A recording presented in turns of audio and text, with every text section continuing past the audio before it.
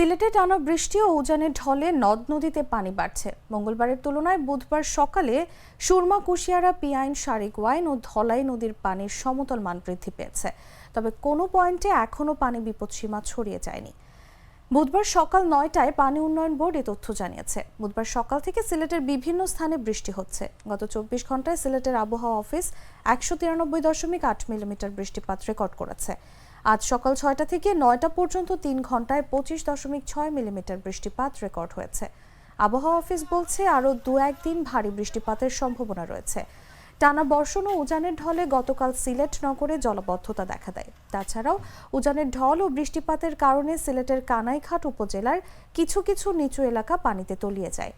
গোয়াইনঘাটের জাফলংয়েও হঠাৎ করে ঢল নেমে বিস্তীর্ণ এলাকায় পানি ঢুকে যায়।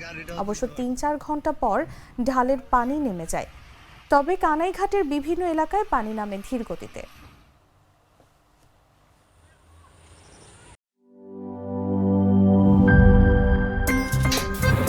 আমার একটা স্মার্ট সিদ্ধান্তে 25% গ্যাসের খরচ কমেছে। ভাবছেন কিভাবে? সাধারণ গ্যাস স্টোভ বদলে আমি এনেছি আরএফএল গ্যাস স্টোভ। এর সাইন্টিফিক নজল ও ব্রাস বার্নার ক্যাপ সমানভাবে তাপ ছড়িয়ে রান্না করে দ্রুত। তাই গ্যাসও বাঁচায় 25%, টাকাও বাঁচে 25%। আরএফএল গ্যাস স্টোভ নিরাপদ ও গ্যাস সাশ্রয়ী।